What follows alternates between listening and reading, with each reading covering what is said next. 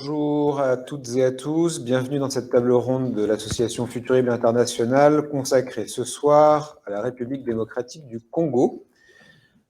La table ronde est intitulée « Un géant malade en quête d'avenir ». Et pour cette table ronde, donc, nous avons le plaisir d'accueillir deux intervenants. Donc Philippe Reitjens pardonnera éventuellement pour la prononciation défectueuse. On s'est entraîné tout à l'heure, mais j'ai encore du mal à prononcer les choses comme il le faut. Donc, qui est constitutionnaliste belge, juriste, ancien expert auprès du tribunal pénal international pour le Rwanda et professeur émérite à l'université d'Anvers. Et nous accueillons également donc Rémi Bazanguissa Ganga, lui aussi, il m'excusera parce que je n'arrive pas à nasaliser parfaitement les consonnes, mais donc qui est socio-anthropologue, directeur d'études à l'école des hautes études en sciences sociales, le HESS, et membre de l'Institut des mondes africains. Et je remercie aussi Thierry Hommel, qui est conseiller scientifique de Futurible, qui pilote donc le forum prospectif de l'Afrique que nous développons au sein de l'association Futurible International. Et Thierry donc va introduire et animer cette table ronde. Avant de lui donner la parole, un ou deux aspects concrets, pratiques. Donc, cette table ronde se tient entièrement à distance ce soir. Vous avez donc deux canaux pour intervenir. D'une part, un chat qui sert essentiellement à nous mentionner si jamais vous avez des problèmes de son, d'accès à l'image, etc. Et puis, vous avez également un onglet pour poser des questions en bas à droite de votre écran. Donc, n'hésitez pas à utiliser cet onglet-là pour poser les questions auxquelles vous souhaiteriez que les intervenants puissent répondre. L'objectif étant d'avoir un temps d'intervention et de présentation de 45 minutes, 1 heure, et puis de pouvoir ensuite prendre un temps pour pouvoir répondre aux différentes questions que vous vous posez. Voilà, donc n'hésitez pas à mentionner vos questions dans cet onglet questions, et vous avez aussi la possibilité de hiérarchiser les questions, donc de voter pour celles qui vous apparaissent comme étant les plus importantes. Voilà, merci beaucoup à nos deux intervenants, merci à Thierry, et puis je te laisse la parole pour introduire la table ronde. Merci François. Je vais commencer par dire bonjour aux personnes qui nous écoutent, et puis saluer nos deux intervenants que tu as présentés, donc Rémi et Philippe qui sont avec nous pour discuter effectivement de la République démocratique du Congo. On emploiera certainement pas mal l'acronyme RDC au cours de cette table ronde, car c'est plus court et que ça nous permettra de gagner un petit peu de temps. Le sous-titre est peut-être volontairement, alors il est peut-être maladroit et volontairement provocateur, mais il nous permet de planter le décor de cette table ronde. Nous parlons d'un grand pays, alors il s'agit aujourd'hui du deuxième pays d'Afrique par la taille, derrière l'Algérie, mais du plus grand pays d'Afrique subsaharienne, d'un pays indépendant depuis 1960, ça commence à faire un certain temps, qui a connu un certain nombre de transitions politiques et qui, en dépit d'un certain nombre de richesses que nous allons découvrir rapidement, n'est pas dans une situation de bien-être qu'on pourrait attendre d'un pays aussi riche. Alors, on va se poser plusieurs questions avec Rémi et Philippe, enfin moi je ne ferai que poser les questions, de savoir comment on a pu en arriver là, comment expliquer effectivement les fonctionnements et dysfonctionnements de l'État congolais, et quelle trajectoire d'avenir on peut aujourd'hui essayer d'envisager pour ce futur, pour ce pays, à horizon 2040, étant donné la situation dans laquelle il se trouve, sur laquelle on sera, je pense, amené à revenir aussi. Très rapidement, pour les quelques néophytes, j'imagine que beaucoup de gens nous suivent et connaissent déjà très bien les enjeux, mais d'autres peut-être moins. Très rapidement, quelques éléments sur la République démocratique du Congo. Vous avez là une chronologie assez rapide et assez frustre qui vous indique que le Congo a été colonisé. Alors, par nos amis belges et pas par nous-mêmes français, nous étions de l'autre côté du fleuve, et le pays est devenu indépendant en 1960. Entre 60 et 65, la démocratie essaye de s'installer, mais un certain nombre de troubles existent déjà, et un personnage emblématique qui s'appelle Patrice Lumumba, qui est Premier ministre, est assassiné. Peut-être qu'on sera aussi amené à discuter de ça, mais je n'en suis pas sûr. S'ensuit ensuite une grande période qui est la période Mobutu, qu'on peut séparer éventuellement en deux. Une première période où le pays s'appelle encore République démocratique du Congo, et puis une période où Mobutu essaye de recourir à l'authenticité et change le nom du pays qu'il baptise Zaïre. Cette période dure jusqu'à 97, j'ai oublié de mettre la date, c'est dommage, et finalement entre 97 et 2001, le pays est traversé par des rébellions. Là par contre je pense qu'on va s'appesantir un petit peu sur ces sujets-là, et Laurent Kabila prend le pouvoir, Laurent Désiré Kabila prend le pouvoir, il est assassiné en 2001 et remplacé par son fils. Ça nous amène à parler de dynastie politique, peut-être aussi, ça sera certainement un des sujets qui va être abordé. Et la première transition réellement démocratique intervient il y a très peu de temps, hein, en 2019, même si elle est contestée. Et nous avons aujourd'hui un président qui essaye de faire en sorte de ramener la paix à l'est du pays, car nous allons le voir, le pays est traversé par de multiples crises politiques. Alors, le Congo est un grand pays, je vous l'ai dit, c'est un pays dans lequel les gens s'expriment dans différentes langues, car c'est un pays pluriethnique.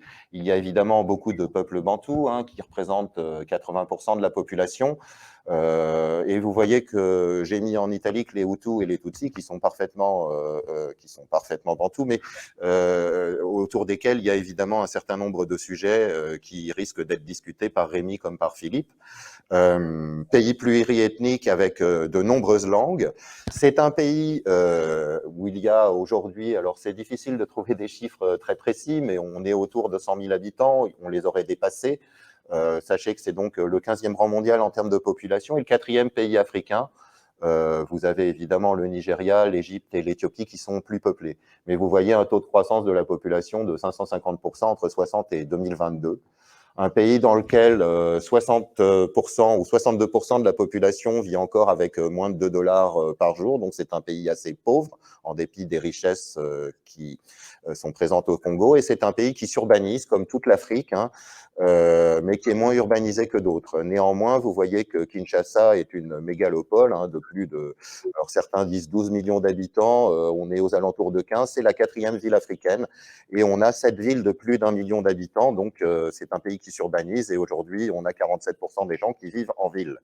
C'est un pays où l'économie est marquée, comme dans d'autres en Afrique, par l'informalité, c'est-à-dire que les entreprises exercent mais ne sont pas déclarées. Les populations qui travaillent sont souvent jeunes et la jeunesse est un vrai sujet au Congo, en RDC, puisque on a de nombreux jeunes qui arrivent sur le marché du travail, entre 1 et 2 millions par an, donc il faut évidemment leur trouver du travail, et c'est une des préoccupations effectivement des gouvernants en RDC. Le pays est encore très agricole, il est corrompu et on va voir que les économies des ressources naturelles ne facilitent pas forcément les choses et il reste effectivement encore très informel. On a des problèmes de formation. Vous voyez que l'IDH, l'indice de développement humain, n'est pas très bon, hein. Le pays stagne à la 179e place du classement. Et pourtant, comme tout le monde le dit depuis toujours, c'est un pays c'est un pays énorme, un géant avec un potentiel gigantesque. Son potentiel hydrographique est fantastique. On ne parle pas seulement des lacs qui le bordent à l'est, mais de tous les réseaux d'eau, hein. Vous avez l'Oubangui au nord, vous avez évidemment le fleuve Congo, et donc on peut produire de l'électricité. On serait capable, si on pouvait l'acheminer, d'alimenter toute l'Afrique avec juste le potentiel hydrographique du bassin. C'est un pays qui possède aussi de nombreuses forêts.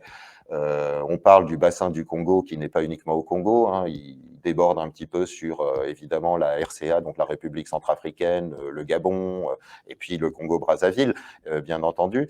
Mais c'est le 2e bassin forestier du monde et donc c'est un poumon vert qui aujourd'hui dispose aussi de potentiel pour capter du carbone et créer donc de la richesse. Et par ailleurs, les richesses de la RDC sont connues, elles sont avant tout minérales. Aujourd'hui, donc, vous avez sur la gauche l'ensemble des minerais que vous pouvez trouver, et ceux qui sont en couleur sont ceux qui sont essentiels aujourd'hui. Alors les autres aussi, hein, évidemment, je vais vite, mais à la transition énergétique. Et vous voyez qu'en termes de cobalt, utilisé notamment pour les batteries qui sont utilisées pour la transition et le stockage des énergies produites de manière intermittente, 50% des réserves connues sont dans ce pays-là, et que effectivement, c'est le deuxième réserve de cuivre après le Chili et l'Amérique du Sud. Donc un pays dans lequel beaucoup d'exploitation minière est réalisée, soit par des opérateurs étrangers, soit par des grandes mines ou des opérateurs nationaux, soit de manière artisanale, donc dans un cadre informel, comme je vous le disais. Donc, ce qui nous intéresse, nous, c'est de comprendre ce qu'on va pouvoir attendre de la RDC. Aujourd'hui, on a un régime politique qui n'est pas complètement démocratique, on a une guerre à l'Est, on a des violences de genre dont vous entendez parler, et on a une recomposition assez permanente de la structure de l'État. Mais malgré tout, on a beaucoup de choses qui fonctionnent aussi assez bien. On a un développement économique qui est assez erratique, porté par un secteur extractif.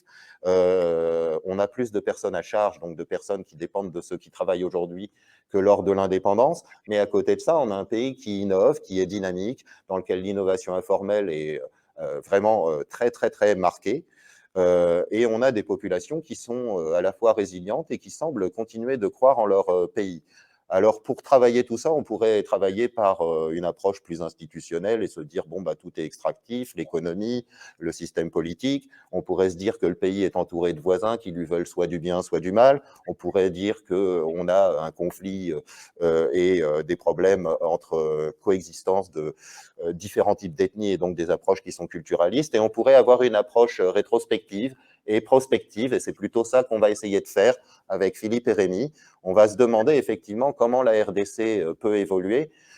Et avant de voir comment elle peut évoluer, eh bien, j'aimerais d'abord, alors on va poser les questions à Rémi et puis Philippe, hein, n'hésitez pas à rebondir l'un sur l'autre sans moi si je ne suis pas utile. Mais si je vous pose une première question, Rémi, effectivement, le regard qui est porté sur la RDC aujourd'hui est souvent un regard négatif, on va dire. Alors, on a même une littérature, hein, des auteurs qui sont connus, qui ont parlé du cœur des ténèbres. On a souvent une vision très sombre de ce qui se passe. On met plus en avant les phénomènes de violence, les phénomènes de guerre. Et pourtant, quand on échange, Rémi, vous inscrivez un petit peu en faux contre cette vision complètement négative de la RDC. Et vous nous dites, mais c'est un pays dont tout le monde annonce la disparition, mais qui pourtant continue d'exister. Et ça fait 60 ans que ça dure. Est-ce que vous pourriez nous en dire un petit peu plus? Oui, merci. Hein, donc, je vous remercie de m'avoir associé donc, à cette table ronde. Alors, la première chose, c'est que, à la différence de Philippe, je ne suis pas spécialiste de la RDC. Bien entendu que j'y ai travaillé et je suis plutôt spécialiste de l'autre Congo, d'en face. Mais bon, alors, quand Thierry m'a contacté, la première chose, quand il m'a intéressé au projet, il m'a dit, ah, c'est un pays en voie d'explosion, ça fait que la capitale n'est pas au centre et on ne comprend pas comment ce pays continue à exister. Je dis, c'est assez marrant de poser la question comme ça, parce que ça fait depuis plus de 60 ans, depuis l'indépendance de la RDC, qu'on prévoit toujours que ce pays va imploser. Alors, je lui ai dit qu'il me semble que si au bout de 60 ans, on a un pays qu'on dit qui va imploser, qui n'implose pas, il faut peut-être se poser les questions autrement et peut-être se dire que ça fait partie de sa structure de donner l'impression qu'il va imploser. Alors, est-ce que ça fait vraiment partie de sa structure? Ça, c'était aussi l'autre aspect que je voulais développer. Ou est-ce que ça faisait partie des outils que nous utilisons pour parler effectivement de ce pays? Hein, souvent, les outils que nous utilisons nous donnent l'impression que c'est un pays qui est qui va exploser. Bon, je reviens par exemple tout à l'heure, Thierry dit c'est un pays où on vit avec 2 $ par jour. Ça, c'est le côté formel, 2 $ par jour. Bon, mais alors, 2 $ par jour, en fait, vous ne vivez pas avec 2 $ par jour. Hein? Bon. Déjà, ce qui est intéressant dans ce pays, par exemple, vous avez effectivement des personnes qui sont dans le monde formel qui reçoivent des salaires. Hein, et d'autres, beaucoup qui ne reçoivent pas des salaires. Hein. Bon, déjà, pour dire 2 $ par jour, on se demande à partir de quoi on évalue ça. Et la difficulté aussi, c'est que même ceux qui gagnent des salaires formels, en fait, ces salaires ne sont même pas suffisants pour pouvoir vivre dans le mois. Hein. C'est-à-dire que le salaire un peu à l'inverse de nos conceptions habituelles, hein, que le salaire devrait aider à la reproduction de la vie du travailleur. Et là, du coup, en fait, le salaire ne sert même pas à ça. Mais souvent, c'est assez… comment ? C'est la chose qui me frappe le plus, puisque j'ai mené des enquêtes un peu sur ce que Thierry soulignait tout à l'heure sur l'informel, ce qu'on appelle informel. Mais en fait, ce que je notais plutôt, c'est qu'on voyait à l'œuvre d'autres types de logiques. C'est-à-dire que même ce revenu formel ne rentrait pas directement dans la reproduction, et une bonne partie de ce revenu servait donc plutôt à l'ostentation, plutôt à la dépense. Ce qui veut dire que finalement, si on se base seulement sur l'idée que formellement les gens vivent avec 2 $ par jour, en fait, on va s'apercevoir que les gens vivent avec plus. Voilà. Mais pour moi, en fait, ça, c'est une question. C'est-à-dire que jusqu'à présent, quand je vais en RDC, et je me pose toujours la question, c'est sur quel type de la vie en RDC. Il me semble que ce n'est pas avec les outils habituels qu'on peut comprendre sur quoi repose ce système. Ça, c'est un premier aspect. De l'autre côté, c'est un pays de violence, c'est indéniable. Il y a une violence sociale qui est très forte en RDC, peut-être du fait de sa puissance. Si vous allez à Kinshasa, effectivement, vous avez des phénomènes, par exemple, qu'on appelle des koulouna, qui sont des, on peut dire, je mets des guillemets, des brigands de rue qui utilisent des machettes qui peuvent vous découper, vous tuer. Là, il n'y a pas de… comment on ne peut pas nier tous ces aspects.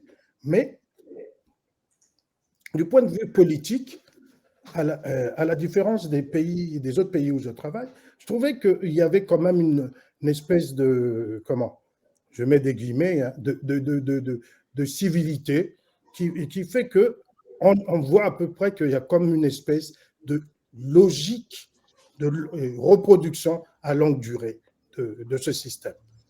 Bon, ça peut peut-être choquer de le dire comme ça. Alors, on s'aperçoit que, en fait, le système fonctionne maintenant avec la consolidation d'un certain nombre de familles. C'est important de souligner ce fait, parce que dans les années 60, le système ne reposait pas sur des familles. Le système reposait sur des individus qui avaient été choisis. Alors, là, on a parlé, par exemple, de Lumumba. Et bon, à l'époque, il y avait Kasavubu, il y avait peut-être les Mobutu. Voilà. À ce moment-là, on peut dire qu'en fait, ils comptaient que pour eux, comme étant des élites qui avaient été choisies par le régime. Mais ils venaient d'un monde qui n'était pas encore celui… comment ? Ou peut-être, je le dis de manière un peu abrupte, ils n'avaient peut-être pas tous les… comment ? Eux, ils venaient pas, pardon, comment le dire, d'un système où ils n'avaient pas encore acquis les habitus. Alors que eux, quand ils vont prendre le pouvoir, ils vont maintenant, leurs enfants naissent déjà dans ce monde. Leurs enfants acquièrent ces habitudes. Et là, par exemple, on va se retrouver au niveau, par exemple, du contrôle politique, on se retrouve vraiment avec, disons, au moins dans ceux qui vont représenter l'État, avec très peu de familles. Là, par exemple, on a Tshisekedi. Tshisekedi, son père était déjà là. Et ce qui est intéressant avec Tshisekedi, c'est que son père s'était présenté, donc, et c'est un candidat malheureux en 2016 et qui revendiquait la victoire et on ne le lui avait pas donné. Alors, on a aussi, par exemple, Mbemba, qui est maintenant vice-premier ministre, Mbemba, lui aussi, c'est le fils d'un ancien patron des patrons, c'est-à-dire d'un des hommes d'affaires les plus riches de la RDC. On a comme ça beaucoup de gens, et c'est vrai que à ce moment-là, quelqu'un comme Kabila détonne un peu, puisque au moins par rapport au capital politique de celui qui est prétendu son père, donc là, on ne peut pas le... C'est contesté en RDC, mais au moins, disons que c'est là-dessus qu'il a surfé. Ce que je veux dire, c'est que là, nous avons des axes de continuité de ce pouvoir, de ce régime politique qui, effectivement, quelque part, ça ligue peut-être des systèmes de, comment on appelle, des systèmes de parenté, des lignes de filiation. Ce qui montre, à mon sens, qu'il y a d'autres types de logiques qu'il faut vraiment essayer d'appréhender. Et comment l'appréhender? Alors,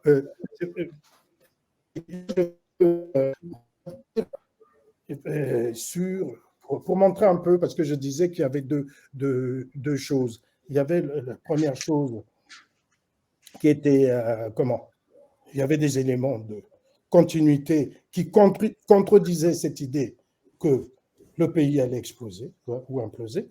Et puis, je disais en même temps que ça tenait des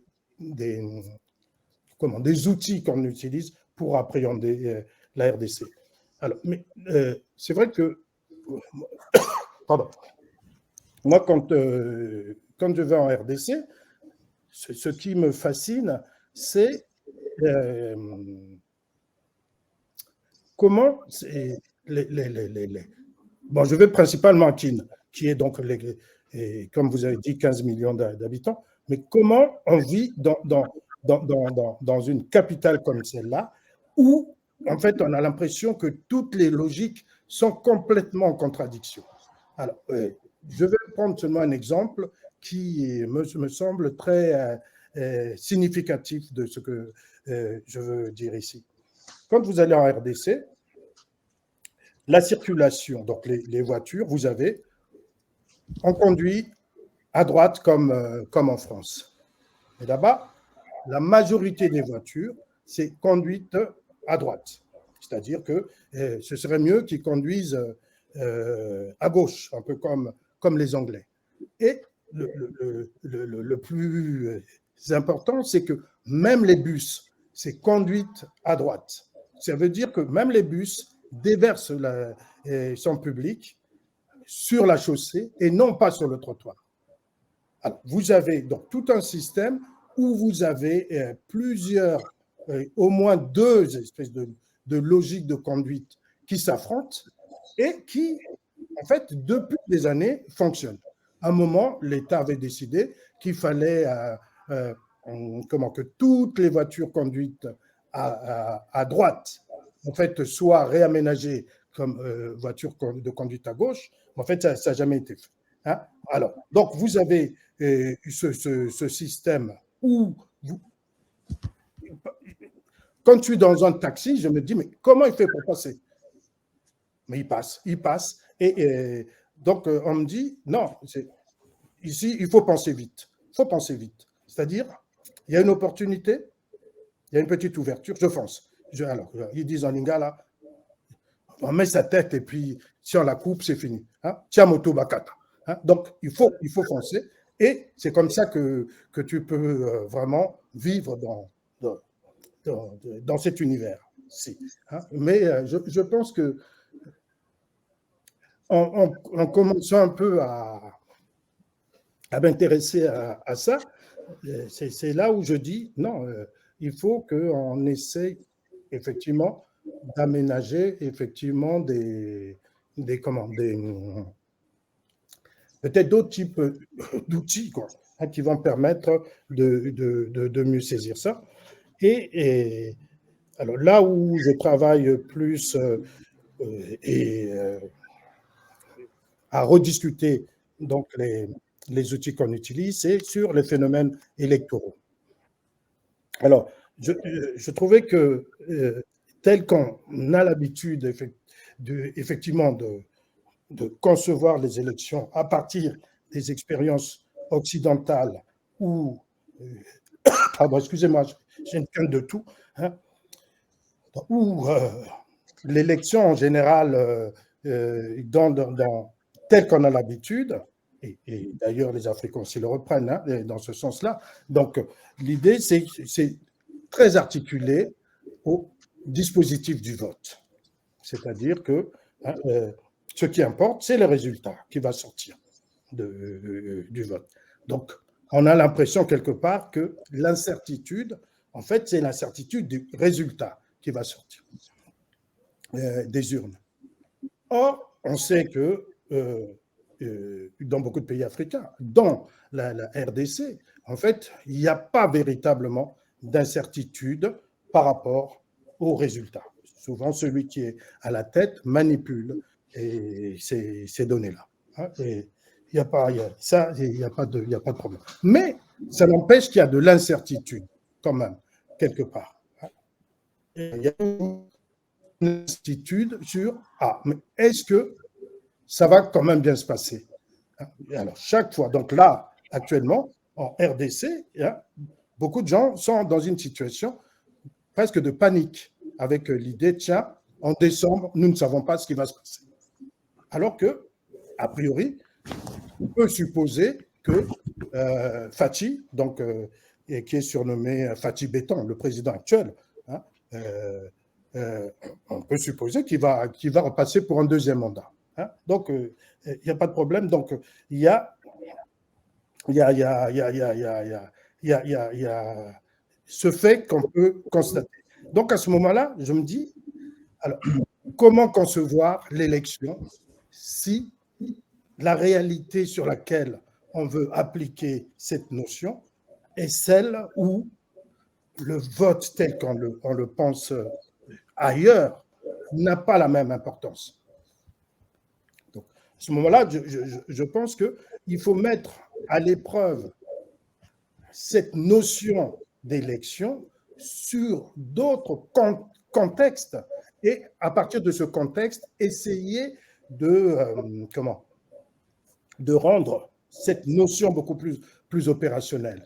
C'est-à-dire que à ce moment-là, peut-être réduire cette notion à une version beaucoup plus comparative et beaucoup plus, j'allais dire, qualitative et processuelle. C'est-à-dire qu'il suffit de dire que c'est le mécanisme à travers lequel une société se choisit son chef, se choisit celui qui va le présentifier, et pour ce faire, il y a besoin d'un certain nombre de mécanismes, dont le vote, mais pas nécessairement le vote.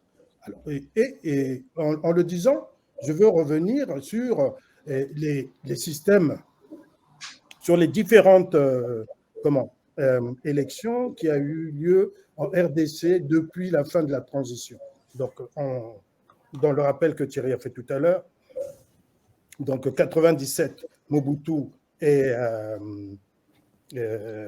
Démy, à la suite d'une guerre civile, on peut dire, mais pas que civile, puisqu'il y a eu des troupes étrangères qui ont envahi le pays. Mais ce qui est intéressant de savoir, c'est que dans les années 90, Mobutu a bloqué le système. Pourquoi? Parce que, comme dans beaucoup de pays africains, il s'agissait de sortir du monopartisme, donc de mettre fin au Zaïre à l'époque, de mettre fin au MPR. Alors, donc, la conférence nationale qui avait été mise en place avait désigné Félix Tshisekedi, le père du président actuel, pour être… Pardon? Étienne. Pardon, Étienne, oui, excuse-moi. Oui, Étienne Tshisekedi, pour être le premier ministre de la transition. Mobutu a toujours refusé cela, donc il a mis ses premiers ministres. Donc la situation politique était bloquée et on peut dire que c'est un tiers qui vient le débloquer, mais ce tiers qui vient, il vient de l'extérieur, c'est Kabila, et il vient avec une armée. Donc, Kabila prend le pouvoir, et Kabila est assassiné donc en 2001, et c'est son fils qui est désigné pour une transition. Alors, son fils, quand il prend le pouvoir, à la fin de la transition, il y a cette première élection est significative puisqu'on va se voir s'opposer deux fils d'eux, c'est-à-dire Kabila, Joseph Désiré, et le deuxième, c'est le fils Mbemba. Mbemba, qui est, lui, le fils d'un ancien moboutiste, et dont le père était donc le patron des patrons, un homme d'affaires. Ça, c'est 2012. 2016, 2016, donc la deuxième séquence électorale où Mbemba est emprisonné, et le candidat malheureux cette fois, c'est Étienne Tshisekedi, le fils et le papa de celui qui est actuellement au pouvoir. Alors, Étienne Tshisekedi revendique la victoire et lui est refusé. Donc, et Étienne Tshisekedi a avec l'idée, la promesse, je ne reviendrai pas tant que cette dictature des Kabila sera en place. Donc, il va en Belgique. Et en 2016, les dernières élections, oui, c'est 2018. 2018, voilà. 2018, ce qui est extraordinaire en 2018, c'est que on s'attendait à ce que le scénario semblait, et c'est un scénario qui semblait se dessiner, que Kabila briguerait un troisième mandat. Alors, étant donné que c'était l'homme fort, c'était possible qu'il le fasse. Mais bon, il y a eu des pressions qui ont fait qu'il a renoncé à ça. Et donc, il désigne son dauphin, qui est très contesté. Et puis d'ailleurs, j'ai même oublié son nom. Mais parce qu'il n'était pas vraiment important, c'était presque un pantin. Alors, tout le monde pensait que ce serait un scénario à la russe. C'est-à-dire qu'il aurait mis un pantin et puis il aurait contrôlé de loin. Mais qu'est-ce qu'on va voir, en fait? Sortie des urnes, les résultats, bon, c'est la rumeur, les observateurs des églises vont dire que, en fait, ce serait Martin Fayoulou qui aurait eu le plus de voix. Mais celui qu'on voit qui va être élu, mais par des tractations, c'est le fils Tshisekedi. Oui, là, du coup, c'est Félix-Antoine Tshisekedi qui est élu. Alors, c'est vrai que si on regarde de l'extérieur, on va dire oui, bon, c'est des manipulations, c'est le système électoral ne fonctionne pas. Si on pense au vote, ça ne fonctionne pas. Mais si on regarde, en fait, comme mécanisme de sélection de celui qui va présentifier cette totalité RDC, on peut dire que c'est un système assez astucieux qui a évité, en fait, qui évite tout le temps, disons, cette implosion du système.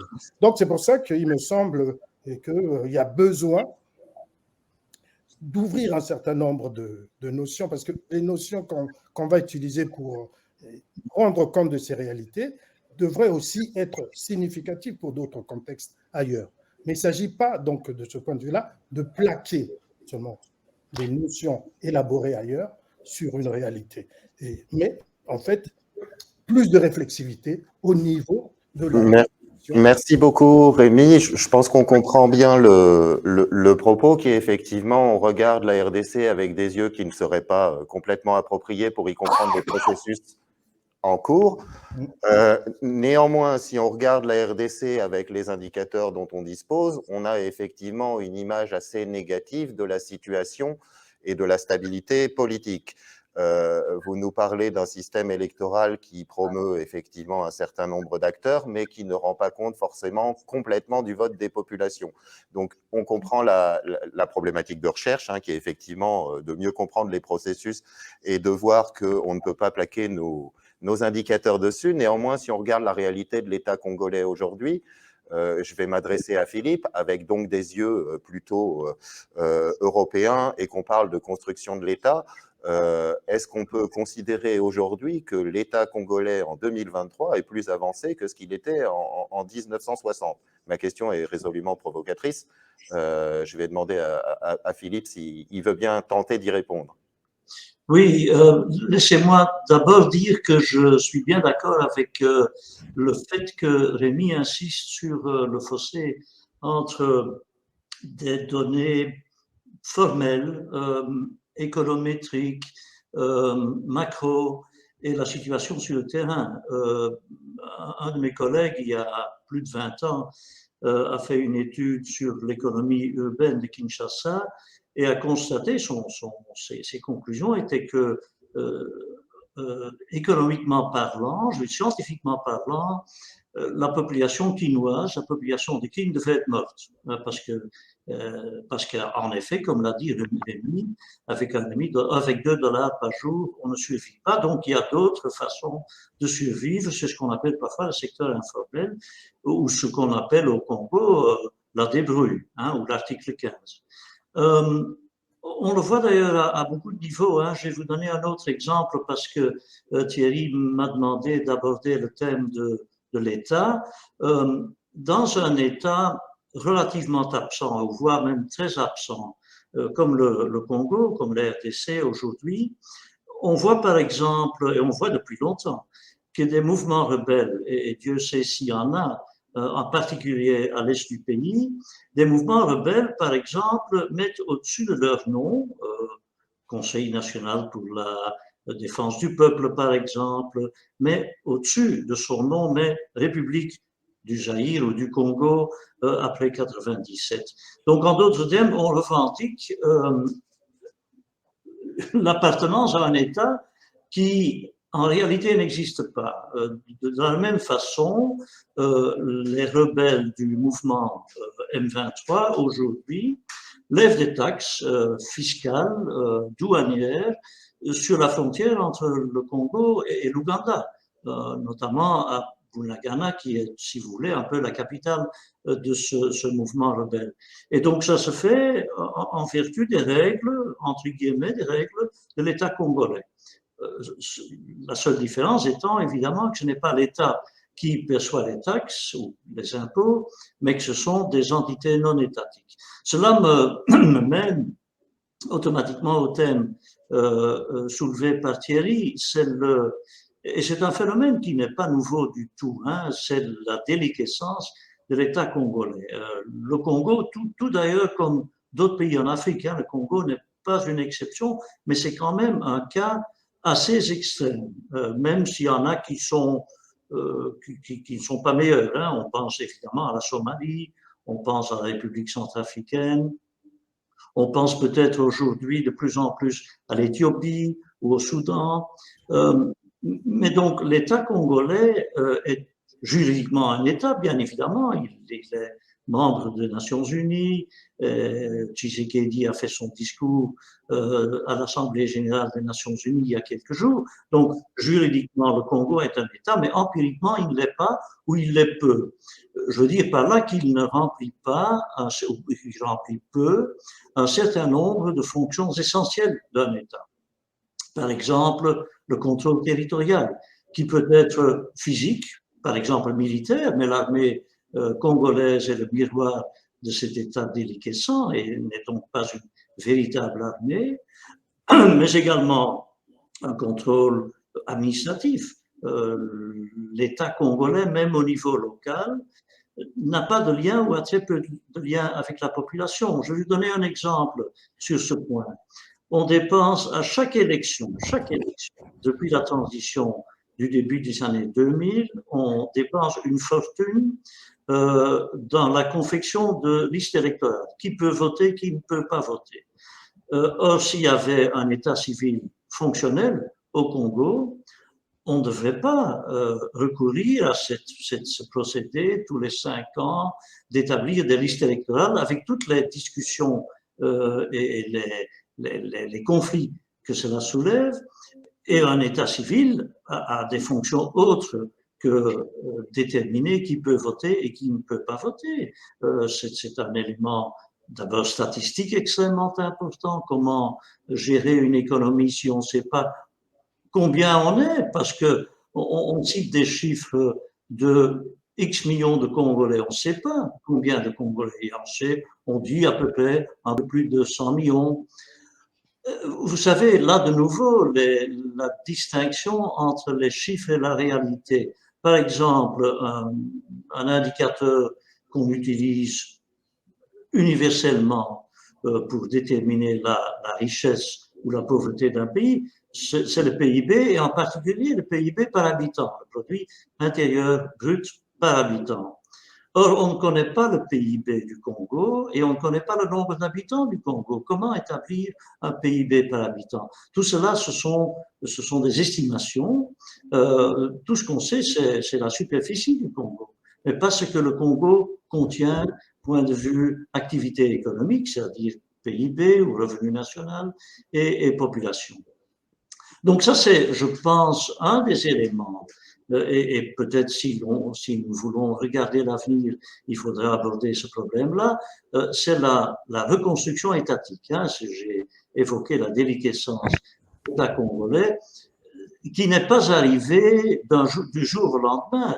La destruction d'un État est un processus qui a commencé, je pense, de façon assez claire au début des années 70, sous Mobutu, et qui s'est poursuivi depuis.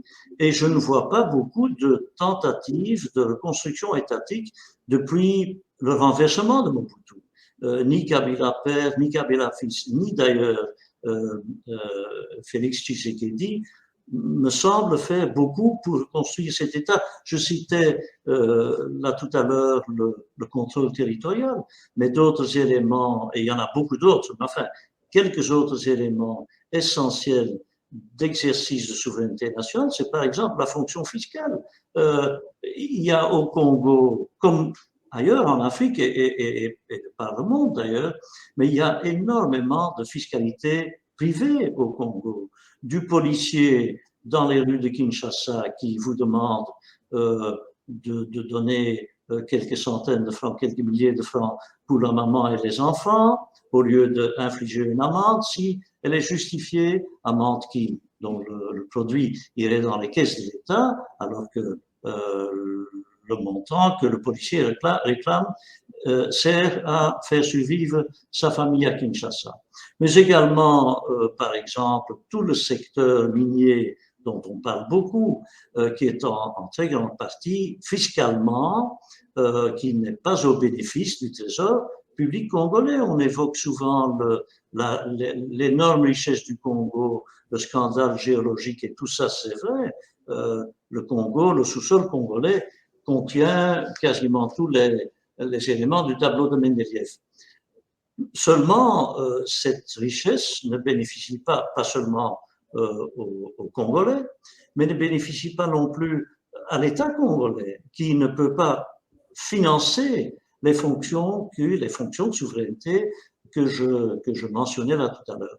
Donc il y a là un cercle vicieux énorme, hein, pas d'État, donc puisqu'il n'y a pas d'État, par exemple fiscalité privée, maintien de l'ordre ou du désordre privé, et donc affaiblissement encore plus prononcé de cet État, et c'est donc un cercle vicieux qu'il faudrait, mais c'est plus vite dit que fait, qu'il faudrait modifier, ou qu'il faudrait changer en cercle vertueux, plutôt que le cercle vicieux qu'on vit aujourd'hui. S'ajoute à cela, et je terminerai là-dessus, s'ajoute à cela au niveau macro, hein, puisque Rémi est anthropologue, donc il faut le côté micro qui est extrêmement important. Moi, j'étudie la politique, mais macro, au niveau national ou régional. Mais si l'on ajoute à cette extrême faiblesse de l'État l'extension territoriale, extraterritoriale, de guerre civile des voisins sur le territoire de cet État faible, les interventions ougandaises, rwandaises, burundaises à l'Est, mais également lors de la première guerre en 96-97, l'intervention de l'Angola, qui poursuivait sa guerre civile sur le territoire congolais, tout cela contribue à créer cette situation de conflictualité et d'instabilité. Et je donnerai peut-être parce qu'il y en a d'autres, hein, c'est en fait une combinaison de facteurs, de 5, 6 grands facteurs qui expliquent cette conflictualité, mais à côté de l'état déliquescent et de l'extension des guerres civiles des voisins, je citerai la rentabilité de la guerre. Généralement, les guerres sont considérées comme coûteuses. Vous voyez la guerre entre la Russie et l'Ukraine, par exemple, ça coûte aux deux pays et ça coûte à l'Europe et aux États-Unis pour appuyer l'Ukraine. On ne voit pas cette guerre comme un atout financier. Au contraire, on considère ça comme une perte terrible d'argent. Au Congo, à l'Est notamment, ce n'est pas le cas. Ce sont des industries, des guerres, à petite échelle, hein, c'est beaucoup plus petit que la guerre russo-ukrainienne, mais c'est à un niveau beaucoup moins élevé, beaucoup moins étendu. C'est une économie qui rapporte. La guerre est rentable et elle est menée notamment parce qu'une de mes collègues françaises, Sandrine Perrault, a appelé il y a déjà au moins 20 ans le jeu des entrepreneurs de l'insécurité. Ce sont des entrepreneurs locaux, de pays voisins, également au niveau national, même des armées nationales, y compris les FARDC, l'armée nationale congolaise, qui font des analyses coûts-bénéfices et qui se rendent compte que l'instabilité et la guerre sont plus rentables que la stabilité, la paix et la reconstruction étatique. Merci beaucoup, Philippe, pour ces précisions. Alors, d'une certaine manière, vous poursuivez un peu ce que nous a dit Rémi, c'est-à-dire que on est dans un pays où les processus sociaux sont organisés par des acteurs qui ne sont pas étatiques et on constate effectivement une faillite de l'État, peut-être en dehors de Kinshasa, où l'administration est quand même un peu présente et où on la voit. Et vous nous avez ouvert sur un sujet qui est malheureux et effectivement très important aussi, c'est-à-dire l'importation de guerres et de conflits systématiquement sur le territoire congolais, avec des conflits dont on entend parler encore aujourd'hui, hein, notamment on entend beaucoup parler du M23, on entend parler de l'action du Rwanda, et l'objectif de cette table ronde est quand même qu'on essaye de dessiner des trajectoires d'avenir pour ce pays, qui ne s'est pas écroulé, hein, j'entends bien ce que nous dit Rémi. Comment peut-on faire avec l'absence de moyens administratifs, pas de contrôle de son territoire, des groupes armés, effectivement, et prédateurs des ressources naturelles? Comment peut-on envisager pour la RDC un futur qui serait, on va dire,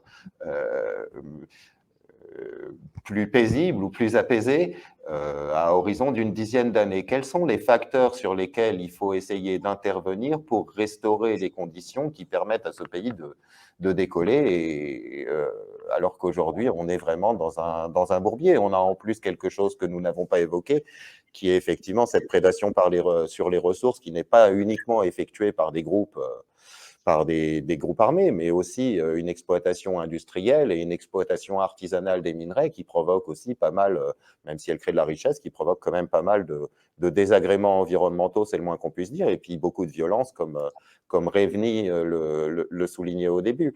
Donc, quels sont vos... Alors évidemment, je sais que vous n'avez pas de recette magique, mais j'aimerais quand même discuter avec tous les deux. Quels sont les facteurs sur lesquels on peut insister?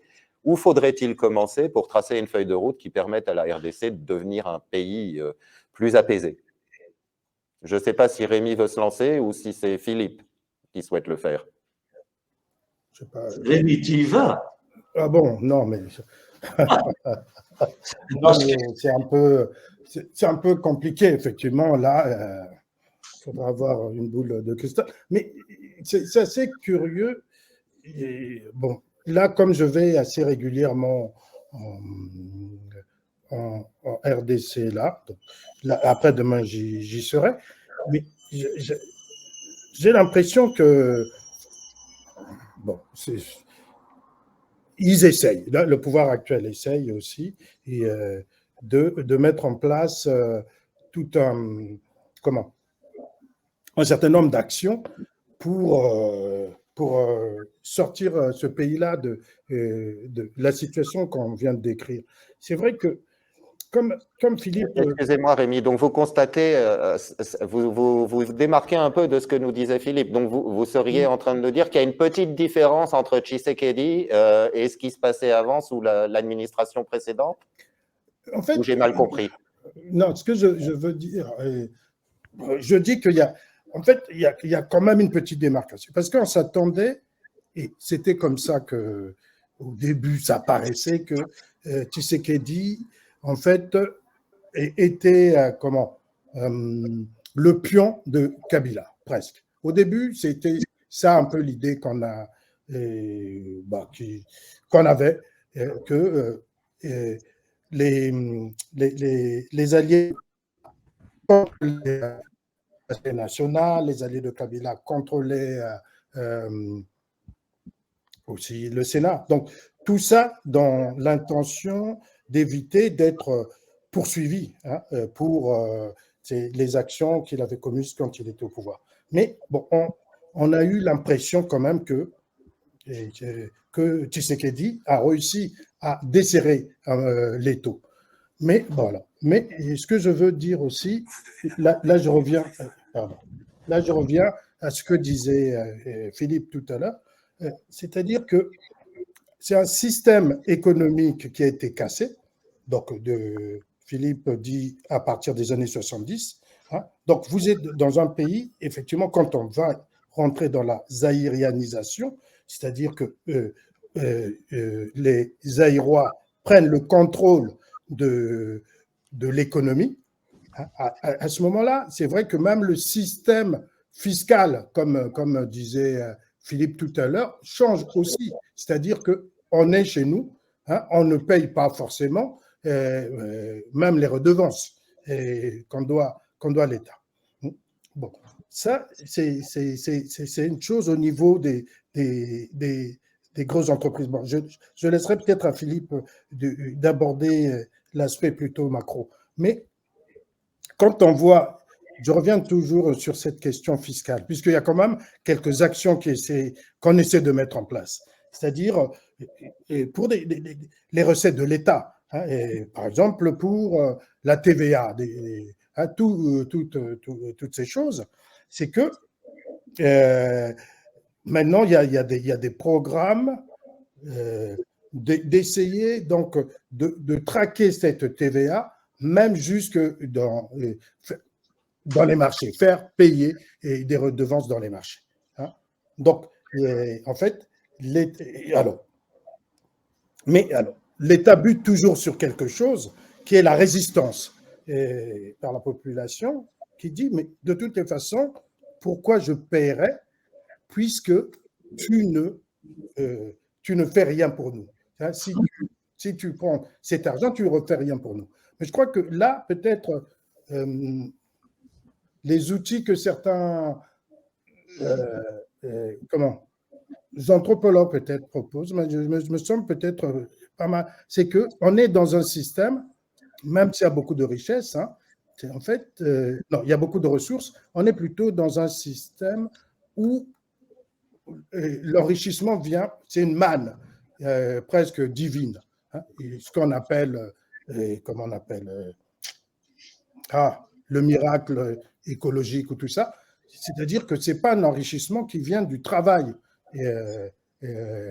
de la population. Et assez curieusement, l'État, lui, ne vit que sur cette fiscalité et en fait asphyxie la population puisqu'il ne crée pas d'emplois crée plus d'emplois. Et souvent, donc, les populations sont obligées, surtout autour des mines, hein, d'aller en fait faire des systèmes de creusage illégaux, clandestins. Hein, et puis, ou de travailler avec des groupes mafieux, parfois même des groupes qui viennent de l'extérieur. Hein. C'est-à-dire que. Mais alors, bon, c'est un peu décousu, mais j'ai l'impression. Mais je peux intervenir là-dessus, Oui, vas-y. parce que je pense que c'est très important ce que tu disais là. Donc, c'est une question de ce qu'on appelle depuis longtemps en Europe, hein, en France, le contrat social. Hein, donc, l'État perçoit des moyens qui viennent des populations et en échange, l'État fournit des services à ses citoyens. Parce que les gens deviennent des citoyens à ce moment-là. C'est-à-dire, on établit un lien entre l'État et ce qu'on appelle aujourd'hui au Congo, je dirais, population. Parce qu'il n'y a pas de citoyenneté, ou il y a très peu de citoyenneté, puisqu'il y a très peu de rapport entre l'État et ses populations. Et donc, pourquoi est-ce que ces Congolais,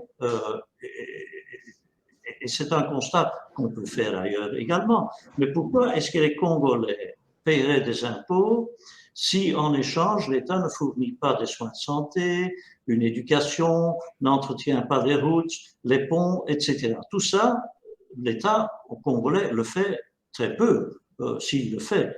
Donc, en d'autres termes, il faut, et c'est pour ça que la question que Thierry nous pose est une question immense, bien évidemment. Cela a pris à peu près 50 ans. 50 ans, depuis le début des années 70 jusqu'à aujourd'hui, ça fait 50 ans si je compte bien. Ce qu'on a détruit graduellement, hein, ça ne s'est pas effondré du jour au lendemain, comme je l'ai dit. Mais donc, ce qu'on a détruit en 50 ans, on ne va pas le reconstruire en 5 ans ou en 10 ans même. On peut commencer à le construire en 10 ans. Mais il faudrait donc qu'on puisse, et c'est une responsabilité énorme pour la classe politique congolaise, que ce soit Fayoulou ou Tshisekedi ou Moïse Katumbi, peu importe, hein, c'est absolument titanesque ce qu'il faudrait réaliser au Congo. Et il faudra donc le réaliser de façon progressive, essayer de reprendre des pans à gauche et à droite dans la gestion politique, dans le contrôle territorial, dans la gestion fiscale, etc.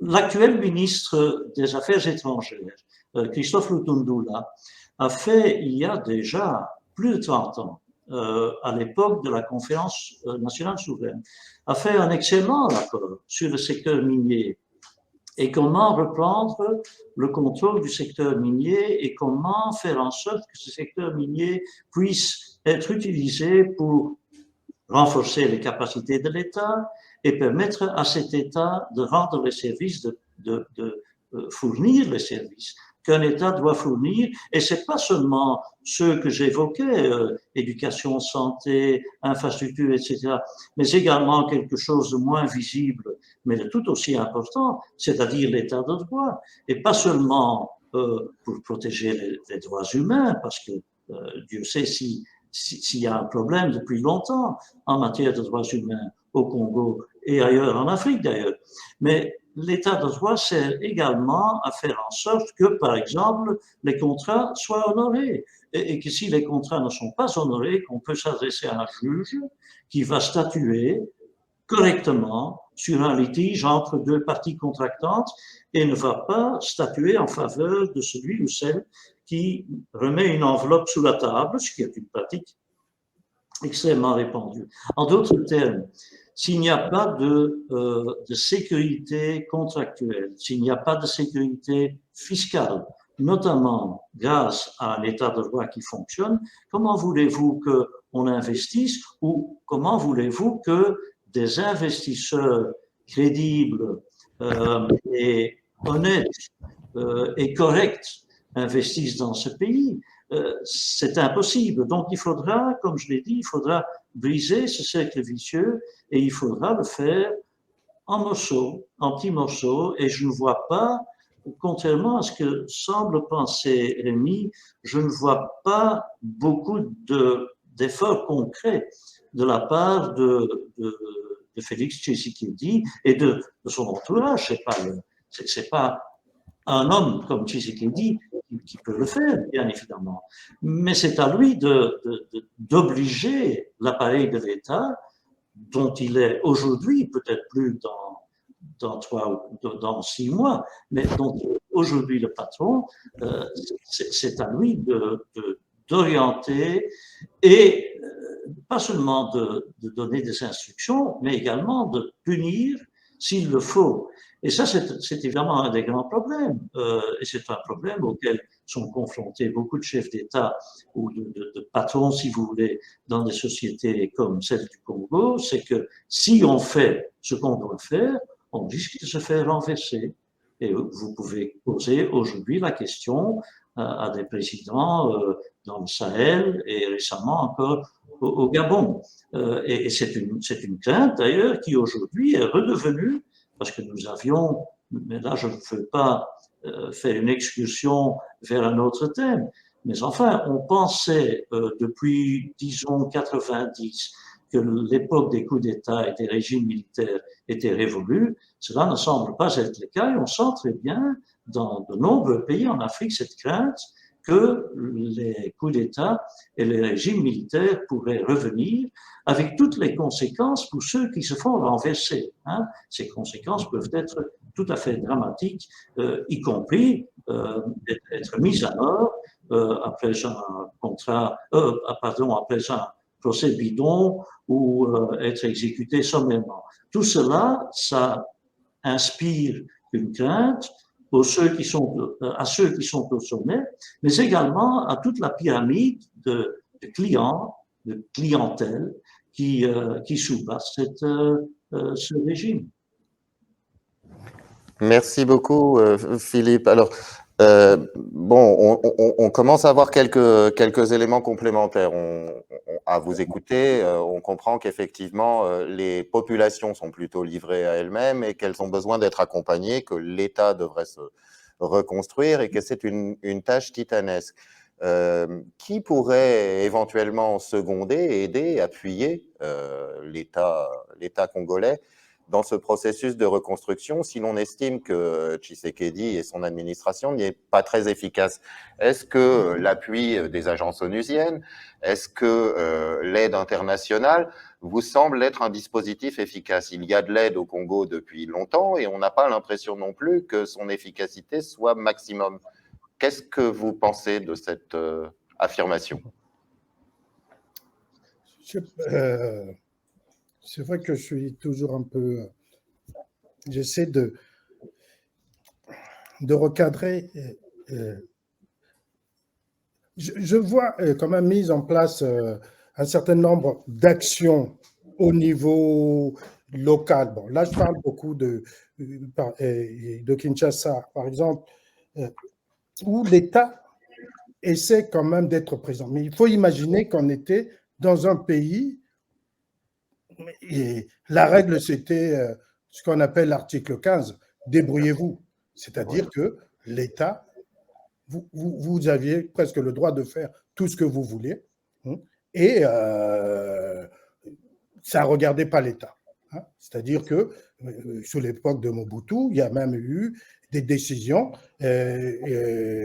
qui ont favorisé ces phénomènes des creuseurs, qui étaient que si je suis capable d'aller moi-même creuser pour avoir des ressources, ou du diamant ou tout ça, je le revends à l'État et puis je deviens riche. Il faut se débrouiller. Et l'État est, à la rigueur, ça c'est l'État minimum, quoi. Il ne s'occupe pas de tout ce qui est social. Mais il s'agit maintenant depuis les années peut-être 2000, reconstruire quelque chose sur une expérience de, c'était quoi, 40 ans, 50 ans. C'est vrai que quand on va à Kinshasa, par exemple, toute la zone industrielle, parce qu'il y avait de l'industrie à Kinshasa, a été complètement pillé. Hein, si vous allez, bon, maintenant, c'est des terrains qui sont achetés par des privés. Hein, et donc, toutes ces friches industrielles sont démontées maintenant, qui deviennent des lieux d'habitation. Donc, il faut imaginer qu'on est devant une situation de cet ordre-là. Alors, donc, ça va prendre du temps. Alors, il y a quelques actions, par exemple, Philippe disait tout à l'heure par rapport à l'état civil, mais il y a des actions actuellement en RDC pour essayer de reconstruire donc ces systèmes d'état civil avec l'aide internationale, avec l'aide bilatérale aussi, hein, puisqu'il y a beaucoup des communes belges qui sont impliquées là-dessus. Et alors, il y a cette volonté. Est-ce que ce sera possible dans un pays qui a toujours pas fonctionné selon les règles administratives habituelles? Alors, on a effectivement la volonté de récupérer des taxes dans les marchés. Donc, il y a tout un système d'informatisation où on essaie de mettre en place une base de données, ce qu'on appelle les mamans du marché. Hein. Alors, il y a tout un système aussi pour faire payer l'impôt foncier aux populations, parce qu'il faut imaginer que la plupart une très grande partie des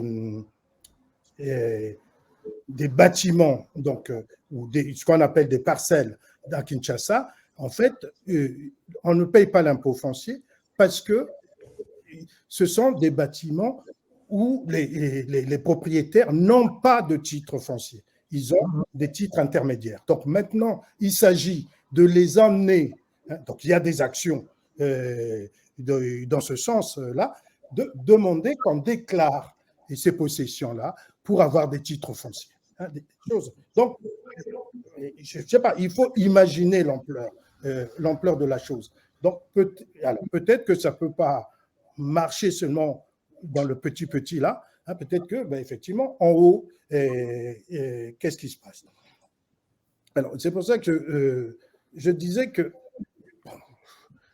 voilà, ça va apparaître comme si c'était de la propagande, mais c'est pas vraiment ça. C'est qu'on s'aperçoit qu'il y a un pan de l'économie maintenant qui est quand même occupé par des personnes qui savent jongler avec toutes ces règles. Par exemple, grosso modo, en clair, ce n'est plus les Européens, parce que les Européens sont dans leur propre logique. Hein, et leur propre logique fait qu'ils se disqualifient.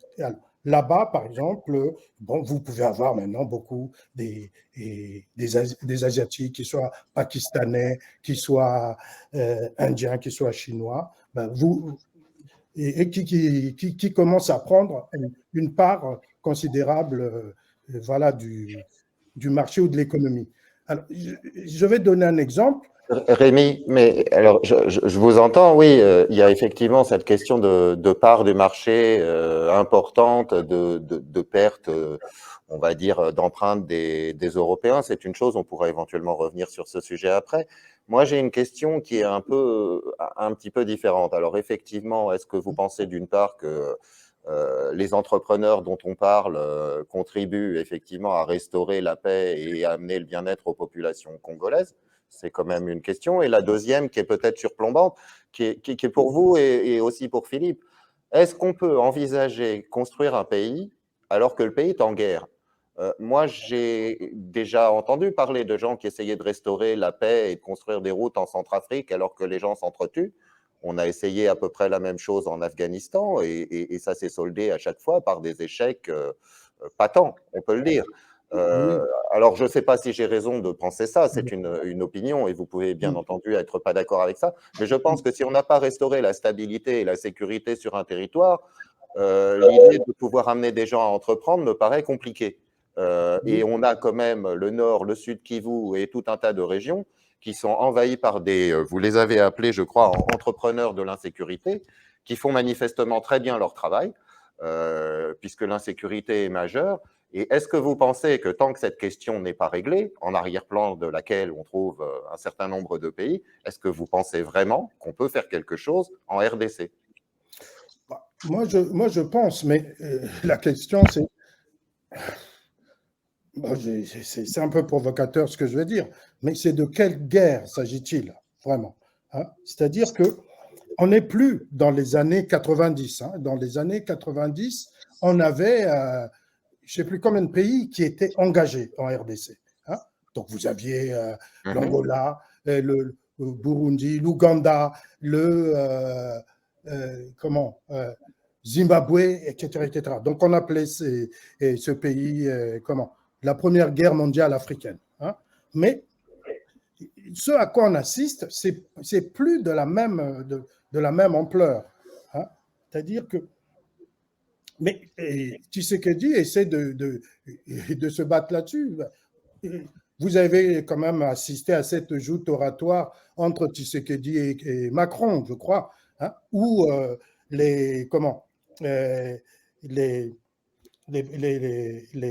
le président de la RDC voulait faire reconnaître ou faire dire à Macron que le Rwanda agressait la RDC, mais il n'a jamais voulu le dire. Hein? Donc, c'est pour ça que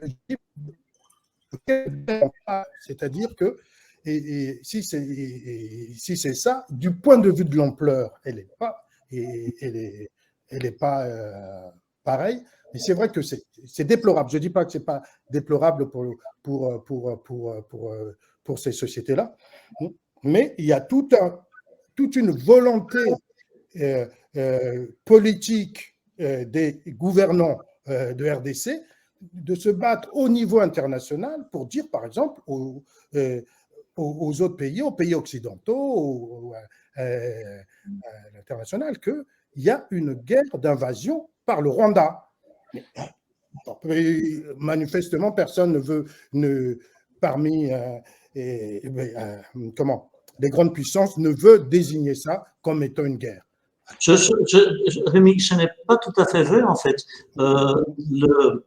Les États-Unis, l'Union européenne, le Parlement européen, la Belgique, d'autres pays ont très clairement condamné l'intervention du Rwanda aux côtés du M23 au Congo.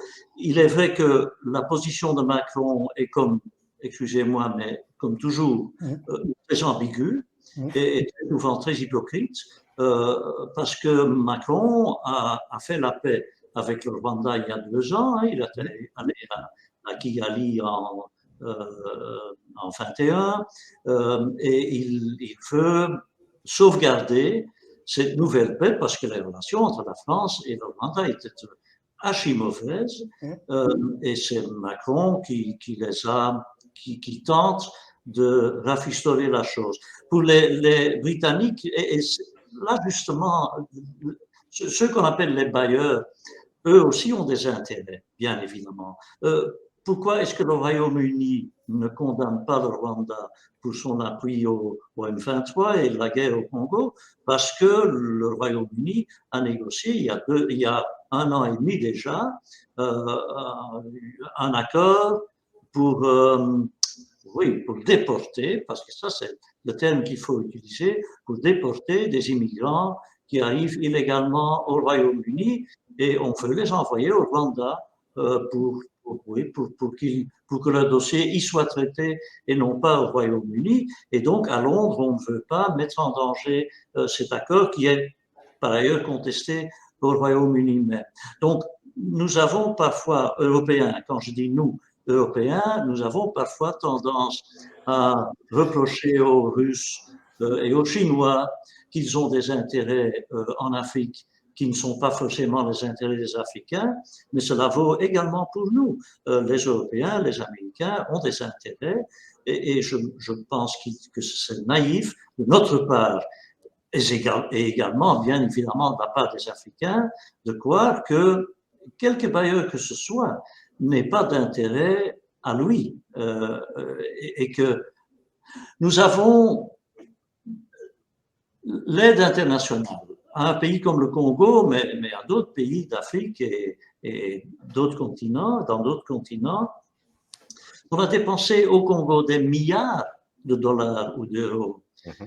Et la situation aujourd'hui est objectivement moins bonne qu'elle ne l'était en 1960. Il y a une auteure allemande, Brigitte Erler, qui a publié il y a déjà 30 ans, je crois, un livre sous le titre en allemand Tödliche Hilfe, traduit en français sous le titre L'aide qui tue. Eh bien, très souvent, l'aide tue. Et donc, les Congolais sont suffisamment intelligents pour développer une vision sur l'avenir de leur pays. Le pays est suffisamment riche pour s'autofinancer. La seule, et ça c'est pas rien, mais la seule question est une question de volonté politique. Est-ce que ceux qui ont intérêt au sommet de l'État et à tous les niveaux, au niveau des provinces, au niveau des territoires, partout, qui ont intérêt à ce que l'État ne soit pas reconstruit, parce que ce n'est que dans un état déliquescent que ces gens-là peuvent puiser dans la caisse, c'est de ça qu'il s'agit. Est-ce que cette volonté politique sera jamais réalisée? Je n'en suis pas certain. Tu évoquais, Rémi, il y a tout à l'heure les creuseurs. Mais de l'autre côté des creuseurs, les creuseurs creusent, comme le dit le mot. Mais ils vendent le revenu de leur travail à ce qu'on appelle des comptoirs. Et on trouve des comptoirs partout. On vend le coltan, le diamant, l'or, etc. Et ensuite, il y a des acheteurs internationaux qui sont en contact avec ces comptoirs et achètent souvent à vil prix ce que ces creuseurs ont creusé. Donc, il faut mettre un terme à ces pratiques-là. Et en réalité, il me semble que ce ne sont que les Congolais, en ce qui concerne le Congo, et les responsables d'autres pays, pour d'autres pays, qui sont capables de mettre fin à ce que j'ai appelé ce cercle vicieux. Ce que vous dites tous les deux est assez inquiétant. Alors, vous avez effectivement évoqué la situation du Rwanda. Alors, quand on regarde les choses avec un œil de novice, on est quand même un peu surpris de voir un tout petit pays en envahir un grand. C'est une situation, on va dire, assez différente de ce à quoi on a l'habitude. Vous nous expliquez qu'il y a effectivement des entrepreneurs de l'insécurité, et j'ai effectivement vu qu'un certain nombre de minerais présents en très faible quantité au Rwanda étaient exportés en très grande quantité par le Rwanda. On a donc des pays qui manifestement bénéficient et profitent de cette situation d'insécurité. Et vous nous dites que les pays occidentaux, pour des raisons migratoires ou pour des raisons de préserver une paix signée après 20 ans ou 30 ans de bouderie, pour des raisons qui sont tout à fait sérieuses et qui tenaient au génocide, nous empêchent d'intervenir. On parle quand même là, à travers le Royaume-Uni et la France, de deux pays qui sont membres du Conseil de sécurité et qui ont même des droits de veto. Si on ne peut pas compter sur ces pays pour appuyer effectivement un processus de paix et appuyer l'administration congolaise si jamais elle a la volonté d'essayer de restaurer quelque chose sur son territoire, sur qui va-t-on pouvoir s'appuyer? J'ai envie d'être un peu provocateur. Et est-ce qu'il faut finalement appeler la Chine ou la Russie ou pour avoir un peu de sécurité, un peu de paix en RDC? Mais les Russes et les Chinois ne font pas mieux que les Français ou les Britanniques ou les Américains ou les Belges. C'est pour ça que j'ai dit, c'est d'abord aux Congolais de mettre de l'ordre dans leur maison. Et j'évoquais là tout à l'heure Christophe Lutundula, qui a bien montré qu'au Congo, il y a suffisamment de gens intelligents qui sont capables de faire des analyses et de proposer des politiques. En ce qui concerne le Rwanda, c'est en effet un cas spécial parce que le Congo est 100 fois plus grand que le Rwanda, mais le Rwanda est un véritable État. Contrairement au Congo, ce n'est pas un État déliquescent, c'est un État performant qui est bien géré bureaucratiquement et technocratiquement, qui est très mal géré politiquement. C'est une dictature terrible en réalité. Et il y a beaucoup de tensions au Rwanda, mais les Rwandais sont des gens résilients et patients. Ils l'ont déjà montré par le passé. Mais le Rwanda est donc un État tout à fait réel, notamment en partie parce que c'est un ancien État. Hein. Le Rwanda existait, pas dans ses frontières actuelles, mais le Rwanda existait, il était, pour être tout à fait clair, il était plus petit pendant la période précoloniale qu'aujourd'hui, mais c'était déjà un État. Et donc, ce n'est pas une création de la période coloniale, contrairement à la plupart des autres pays d'Afrique. Et le Rwanda, et ça c'est le miroir de cet État performant, comme l'armée congolaise est le miroir de l'État déliquescent, l'armée rwandaise est une excellente armée. C'est une armée très performante, qui est très professionnelle. Et le Rwanda, en plus même, ce qu'on appelle parfois une diplomatie militaire. Hein, c'est un pays qui boxe au-dessus de son poids, de loin au-dessus de son poids, mais ça explique par exemple que le Rwanda, ce petit Rwanda pauvre, parce que c'est un des pays les plus pauvres du monde, que ce petit Rwanda pauvre n'intervient pas seulement au Congo, ce qu'il fait depuis 96, hein, à plusieurs reprises, il n'a jamais quitté le Congo depuis 96, pardon, mais il intervient également aujourd'hui au Mozambique, il intervient en République centrafricaine, il est en train de négocier négocier, je suppose, un accord de coopération militaire avec le Bénin. C'est un État tout à fait étonnant et au niveau de la gestion, de la gouvernance bureaucratique et technocratique, le Congo ferait bien d'imiter le Rwanda. Il faudrait surtout éviter d'imiter le Rwanda sur la gouvernance politique, puisqu'on parlait d'élections, de démocratie, etc. Ça, ce n'est certainement pas le cas au Rwanda. Hein. Le Congo, tout déliquescent qu'il est un État beaucoup plus démocratique que le Rwanda.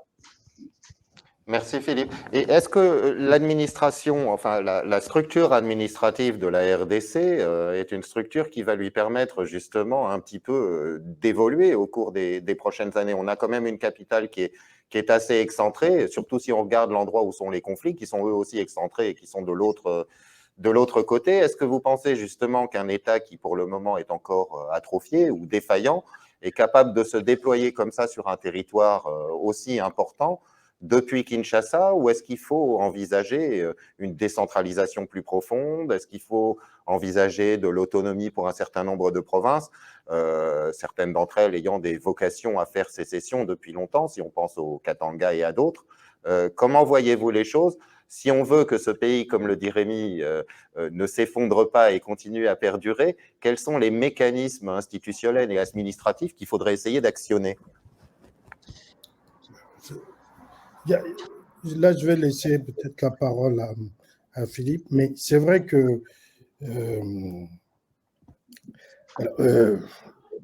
en fait, il y a une définition de l'État qui est nécessaire. C'est vrai que si c'est l'administration, bon, on peut dire qu'il n'y a pas d'administration, mais hier, je parlais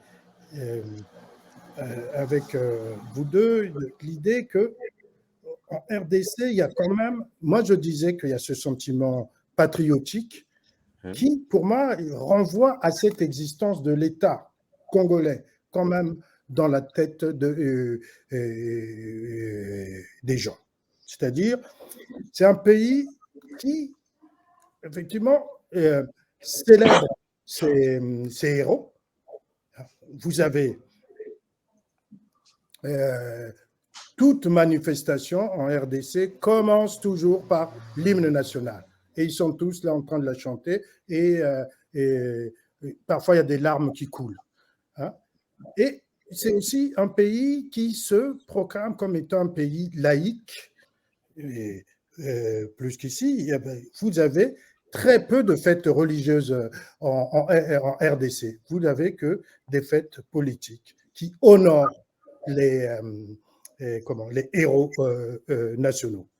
Bien entendu qu'on peut dire que ça c'est la nation, mais en fait, c'est l'idée, qu'est-ce qui fait qu'on se reconnaisse quand même Congolais RDC? Il me semble que ça, c'est très fort. Et que même ceux de la diaspora le montrent aussi hein, et ils y adhèrent de manière très forte. Je ne sais pas si vous vous souvenez, il y a, à la fin du mandat de Kabila, il y avait des formes d'organisation politique à l'extérieur de la RDC, hein, ces mouvements qu'on appelait les combattants, hein, qui étaient un mouvement en fait, qui prônait le passage à l'acte violent contre l'élite politique, parce que l'élite politique, en fait, n'était là que pour penser à son enrichissement personnel et ne pas penser comment, au bien-être du peuple. Le mouvement des combattants réclamait, en fait, se justifiait par l'idée que c'est grâce à notre argent, nous, de la diaspora, que vous, nos parents, vivez. Ce n'est pas grâce à l'État. Non, pas grâce à l'État, ce n'est pas grâce au gouvernement que vous vivez, hein, mais c'est grâce à nous. Mais j'ai l'impression que toutes ces actions semblent montrer que quelque part, cet État existe quand même. Peut-être que l'administration est défaillante, d'accord, mais il y a quand même cette chose. On est comme où il y a ces problèmes. Oui. Si tu permets, oui, ça c'est la nation, tu as tout à fait raison, c'est la nation. La nation congolaise existe incontestablement. C'est peut-être un des seuls mérites de Mobutu d'avoir mis fin plus ou moins à ce qu'on appelait à l'époque le tribalisme. Hein. Il n'y a pas, contrairement à ce que disait Thierry, il n'y a pas de velléité sécessionniste au Congo. Je ne connais aucune région, aucune province au Congo qui veut se séparer du Congo.